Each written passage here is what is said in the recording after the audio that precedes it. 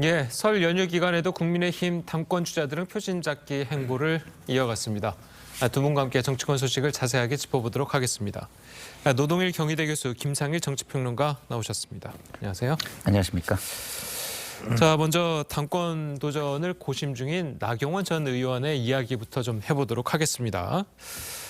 설 연휴를 앞두고 이 사실 논란을 일으켰던 대통령 본의가 아닐 거라는 그 부분에 대해서 이제 사과는 했어요. 사과는 했는데 보통 이제 정치인들이 설 연휴 동안에 설 연휴를 어떻게 보내느냐에 따라서 자신의 이제 정치를 어떻게 이어가느냐를 이제 보여주는 게 될 텐데 나경원 전 의원은 아무런 일정도 갖지 않았단 말이에요. 자, 어떻게 봐야 될까요?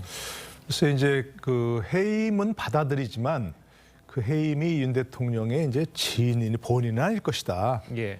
그런 얘기는 주변 참모들이 잘못된 정보를 입력해서 그랬다. 의견 듣고 결정했다. 이렇게 얘기하는가 상당히 큰 실수죠, 사실은. 나경원 전 의원의 큰 실책인데 대통령이 상황 파악을 제대로 못하고 있다. 이런 얘기 아니겠습니까? 예. 그 점은 정말 빨리 사과를 했는데 조금 오히려 늦었다 생각이 들고요.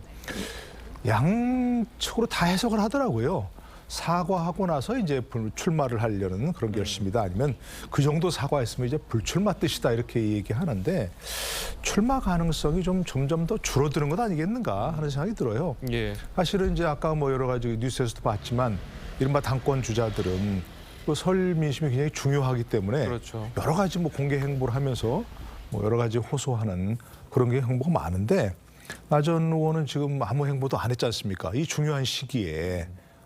그런 점에서 봤을 때도 오히려 불출마 가능성이 크지 않는가 싶은 생각이 들고요. 예. 그야말로 이제 이런 것도 승기라고 하는 게 있지 않습니까? 승기라는 게 있는데 승기를 놓친 것 아닌가. 그래서 출마 기회를 놓친 것 아닌가 하는 그런 생각이 듭니다. 그 사과를 보면서 저는 그런 생각을 들었습니다. 예, 알겠습니다.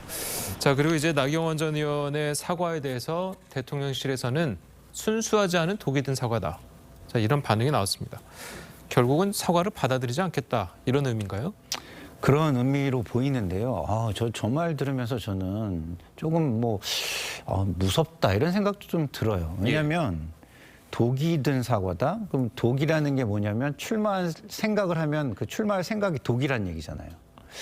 어떻게 그런 이야기를 할 수 있을까? 민주적인 정당에서 그런 얘기를 하는 것이 정말 정상적인 것인가 그런 생각이 들었습니다. 예. 어떤 권력자의 의사에 반한다고 해가지고 반하는 생각이나 행동은 전혀 하지 마라. 그렇게 만약에 이야기가 된다면 그게 민주정당이라고 할 수 있을까요? 그거는 제가 볼 때는 전제정당 내지는 패권정당의 모습이지 민주정당의 모습은 될 수가 없는 것이거든요.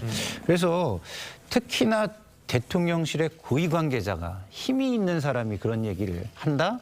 이거는 정말 정당의 건전한 건강함 이런 거를 잃는 모습이라서 좀 안타깝고요. 국민들도 정말 힘들어할 것 같다 이런 생각이 듭니다. 예.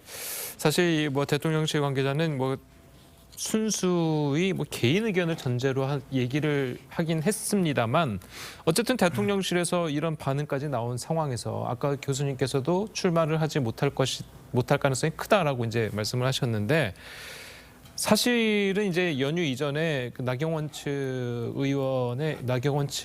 분의 이제 얘기를 들어보면 연휴가 지나고 나면 보수의 상징적인 장소에서 출마 선언을 할 것이다라고 이야기를 했거든요.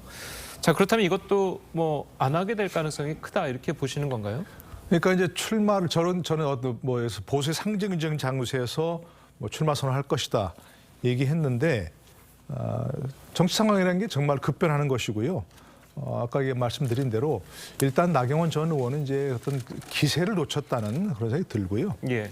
아까 김상일 평론가 말하는 대로 대통령의 뜻을 앞세워서 이렇게 모든 우격다짐으로 하는 거 절대 바람직하지는 않다고 생각합니다. 절도.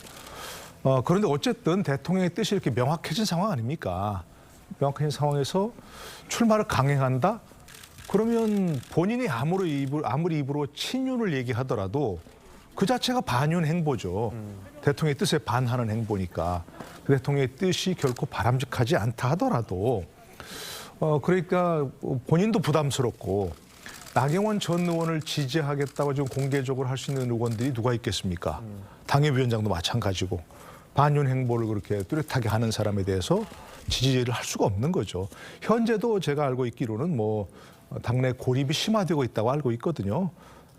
그 나경원 전 의원 측에서 얘기한 것처럼 과거에 뭐 지지 연설을 해달라고 그렇게 많이 부르던 사람들이 다 지금 뭐 반대하고 있다, 돌아서고 있다 이렇게 얘기했는데 그것처럼 지금 현재 당협위원장이나 의원들이나 이런 사람들이 나경원 전 의원을 지지한 사람도 없고 앞으로 지지할 가능성도 없단 말입니다.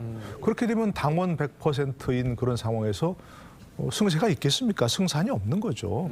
그러면서 대통령과 맞서는 모습을 보이는 건 너무 부담스러워서 저는 뭐 오늘이나 내일 조만간 그야말로 불출마 선언을 어떤 적절한 명분이 있어야 되겠죠. 그거는 대통령을 막 그러나 나경원 전 의원이 그야말로 대통령을 위하는 행보를 하겠다 이랬으니까 막 그런 쪽으로 혹시 이제 불출마 메시지를 내는 것 아닌가 저는 그렇게 관측을 하고 있습니다. 예, 알겠습니다. 자, 이거 반영을 한 걸까요? 이 최근 국민의힘 지지층 대상으로 한 저희 TV조선의 여론조사에서 김기현 의원이 나경원 전 의원을 앞서는 결과가 나오고 있고요. 그리고 나경원 전 의원의 출마가 부적절하다라는 응답이 절반 넘게 나오기도 했습니다. 뭐 결국은 이 여론조사가 지금의 현 정치 상황을 반영했다 이렇게 봐도 되겠죠? 그렇죠. 그렇지만 우리가 기억해야 되는 게 이번 선거가 당원 100%로 이루어지는 당대표 선거다. 그것도 인위적으로 만들어진 환경 속에서 이거를 돌이켜볼 필요가 전 있다고 보는 게요. 예. 과연 국민의 힘은 진짜 있는가. 당원의 힘 내지는 뭐 강성 패거리의 힘만 있는 것은 아닌가. 이게 정당의 이름을 유지할 수 있는 정당인가. 저는 이런 예. 생각이 좀 들었고요. 그런 결과물이 나경원 의원의 출마가 부적절하다가 뭐 지금 과반이 넘잖아요. 그죠? 예. 그 정도로 나오는 지금 이런 결과로 이어지는 것 같아서 저는 참 안타깝고요. 예. 왜 대통령과 다른 이야기를 하면 그게 반윤일까요? 그럼 과거의 충신들은 다 간신들이었을까요? 저는 그건 아니라고 보거든요. 예.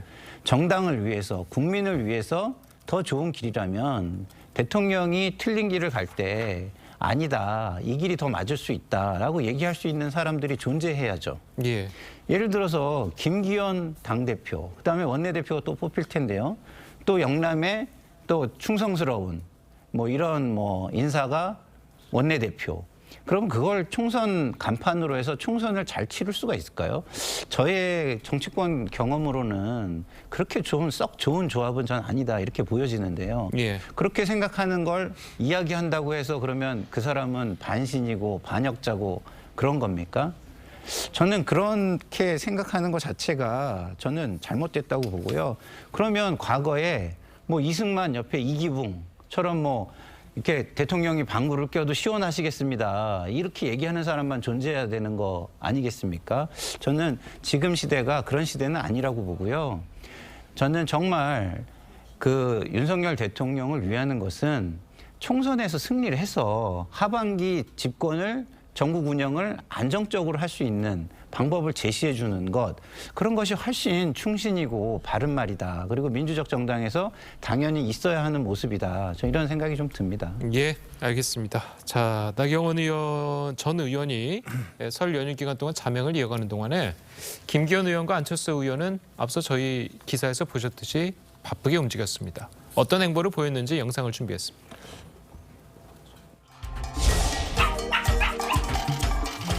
형제 들었어? 네 맞아요 형제. 두 분이 그럼 일을 한다고요 매일? 네네. 맙소사. 그냥 반려동물이 단순한 동물이 아니라 어쩌면 그 사람의 삶의 한 구성원이 가족이 되는 그런 문화가 이제 되고 있는 것 같아요. 정말 작년에도 형때 아이들 다 이렇게 안고 찍고 이랬을 때 너무 이번에도 입양했잖아요. 그 UAE 거기 300억 달러 유치한 거 엄청난 일 아니겠습니까? 뭐 지금 현재 말하는 과보다는 공이 훨씬 큰 그런 외교입니다. 그래서 이게 이 조그만 그런 것을 두고 민주당에서 이 외교 성과를 폄하하는 것은 좀 부당하다. 예, 연휴 기간 동안에 유기견 보호소를 찾은 김기현 의원.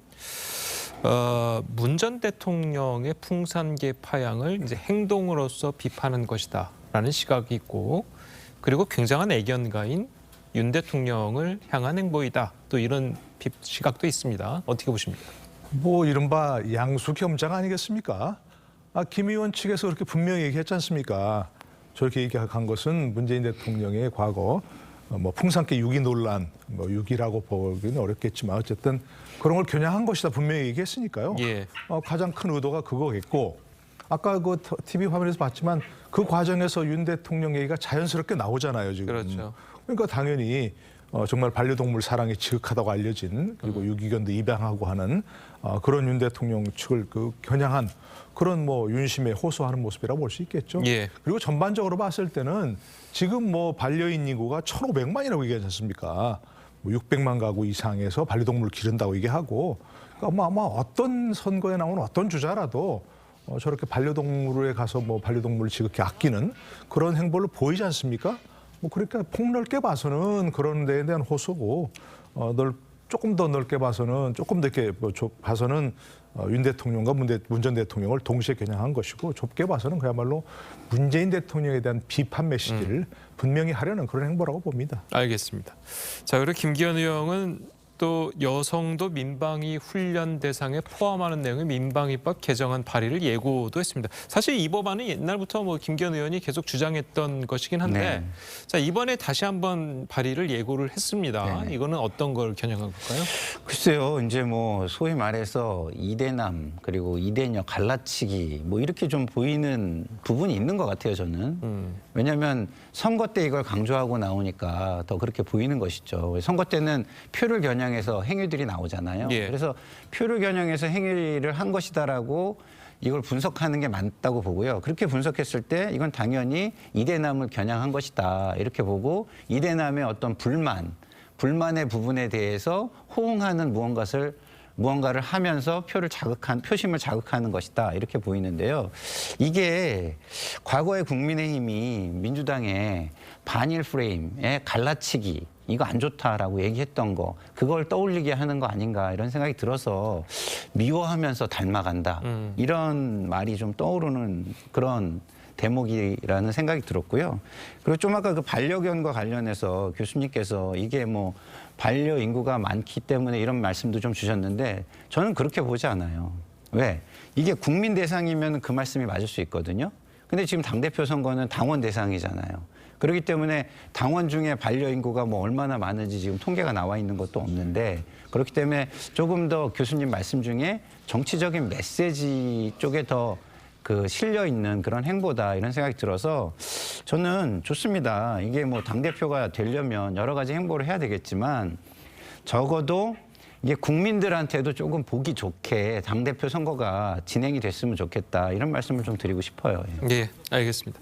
안철수 의원 얘기도 좀 해보도록 하겠습니다. 이 안철수 의원 같은 경우에는 언론 인터뷰에서 윤 대통령 순방 당시 불거진 이란 발언에 대한 논란 이것을 좀 옹호하는 듯한 그런 발언을 했습니다. 경제 외교를 좀 집중해야 된다라고 이야기를 했는데 자, 뭐 어떻게 보셨습니까?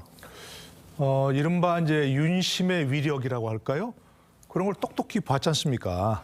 나경원 전 의원이 지금 상당히 좀 곤경에 몰려 있는 그런 상황을 보면서 예. 본인도 잘 윤심에 호소할 수밖에 없는 그런 것이고 여러 차례 얘기하지만 지금 뭐 당내 선거기 때문에 기본적으로 윤심이 작용할 수밖에 없는 그런 선거라는 걸 똑똑히 보여주는 거죠.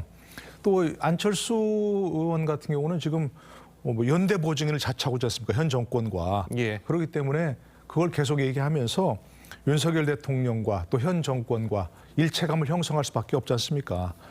근데 이제 안철수 의원 같은 경우는 누구나 얘기하지만 당내 기반이 지금 그렇게 튼튼한 점이 아니고 그렇기 때문에 결국 당내 어떤 그 당원들에게 호소하고 앞으로 이제 뭐 계속 당협을 찾아가겠죠. 당협 사무실 이런 데를 찾아갈 때 지금도 가고 있습니다만 결국 그 사람들한테 할 얘기가 뭐겠습니까? 나는 윤석열 대통령과 일체의 어떤 연대 보증인이다. 현 정권과 운명을 같이 할 수밖에 없다.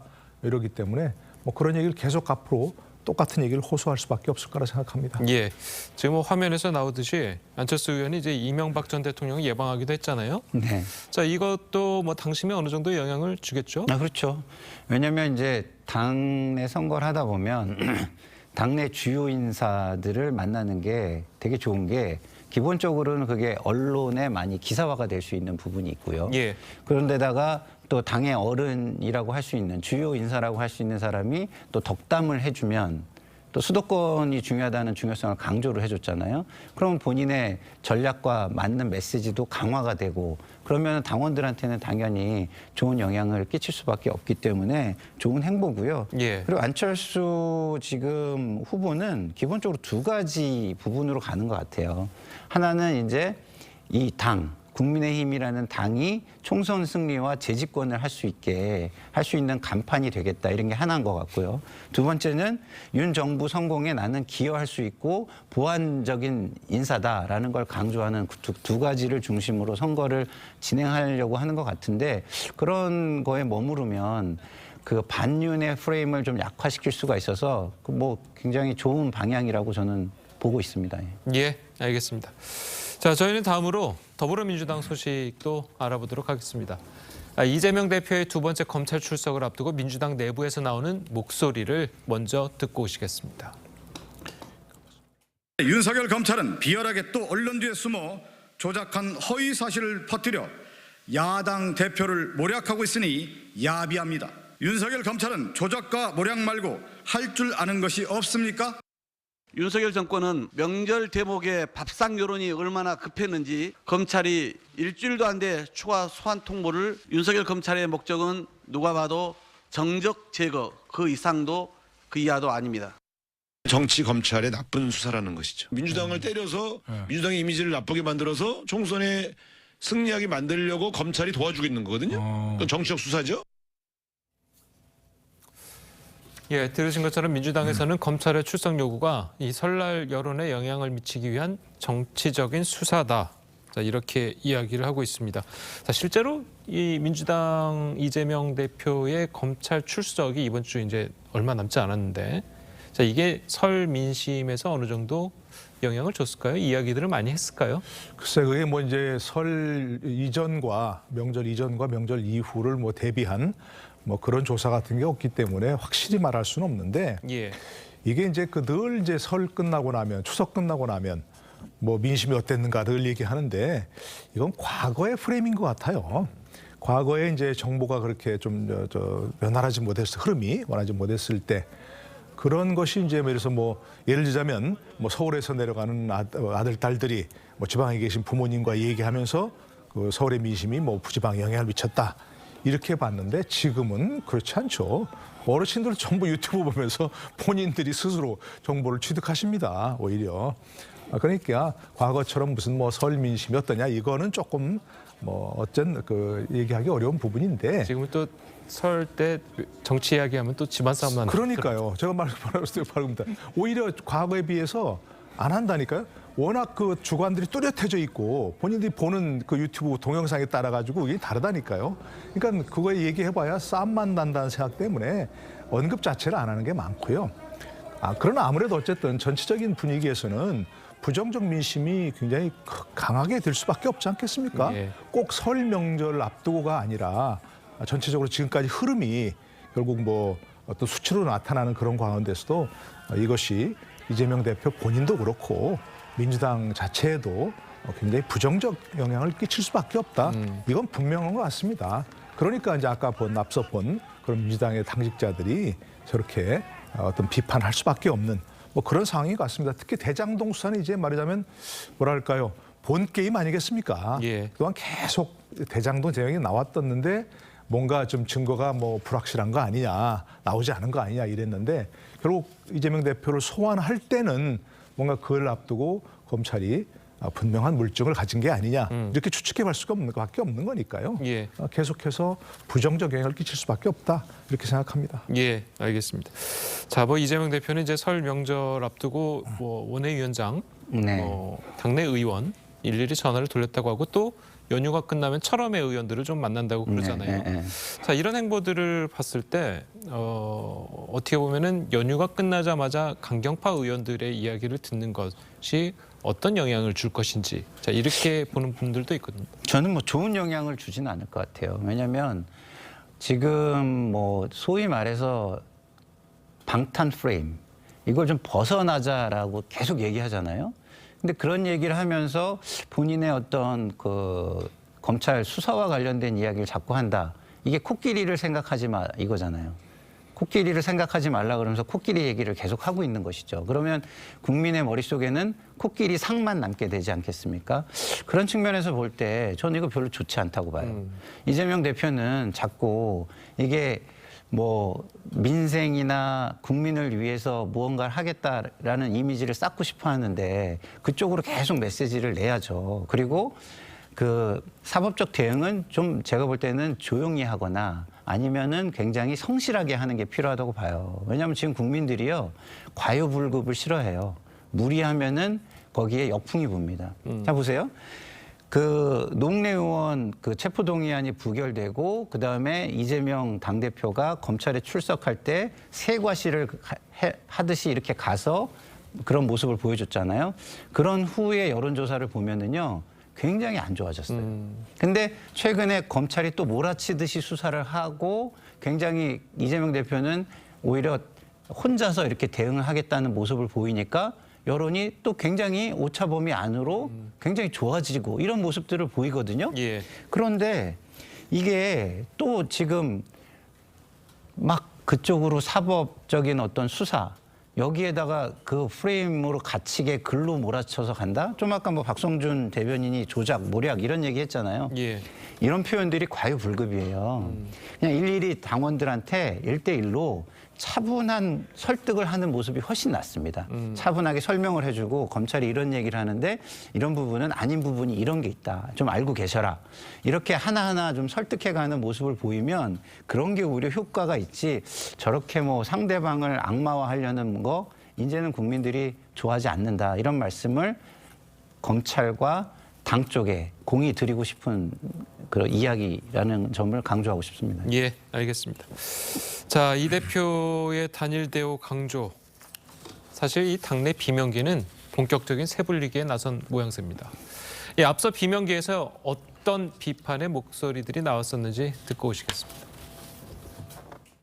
우리 정치가 어떤 뭐 모습 이런 거 전혀 해소하지 못하고 오히려 더 키우고 있기 때문에 그 상대방을 악마화하고 있기 때문에 팬덤 위주로 돌아가고 있기 때문에 그렇게 생각합니다.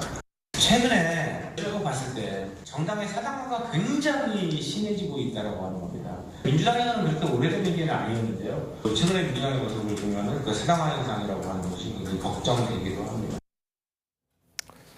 예, 그리고 오는 31일이죠. 비이재명계가 중심인 민주당의 길이 공식적으로 발족한다고 합니다. 이 사선의 홍영표, 이인영 의원 등이 가입하는 것으로 전해졌는데요. 자, 이분들은 비이재명계다 이렇게 봐도 되는 거겠죠? 뭐 글쎄 비이재명계라는 게 이제 그야말로 뭐 지금 얘기한 대로 수사에 대해서 이재명 대표의 개인 문제다 이렇게 선을 긋고 있는 뭐 그런 분들을 다 비이재명계라고 얘기한다면 예. 뭐 저분들도 뭐 그렇게 얘기할 수 있는 분들이고 또는 뭐 그거 아니더라도 그야말로 적극적으로 이재명 대표를 옹호하지 않는 뭐 그런 사람이라고 생각할 수 있을 것 같습니다. 근데 저런 식의 민주당 내 움직임인 사실 많은 사람들이 예상하고 있던 게 아니겠습니까? 예. 특히 이제 조금 빠르다 생각하는 것은 내년 총선을 앞두고 올해 이제 하반기쯤 저런 움직임이 본격화되지 않겠는가 이렇게 생각을 했었는데 뭐 그런 이제 이른바 워밍업이라고 생각을 합니다. 저분들로서는 사실은 더 중요한 이재명 대표의 개인적 안위보다 더 중요한 게 민주당의 생존 아니겠습니까?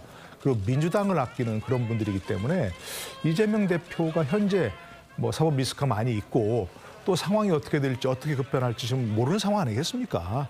그렇기 때문에 설사 또 뭐 예를 들어서 구속되거나 그러지 않다 하더라도 내년 총선까지 이런 이재명 대표의 사법 리스크가 계속 민주당을 좀 비판의 늪으로 부정적 늪으로 끌어들일 수밖에 없는 그런 상황이기 때문에 민주당 자체의 생존 그리고 플러스 본인들의 생존 이게 급한 상황이니까 저런 움직임을 보일 수밖에 없다고 생각을 하고요. 예.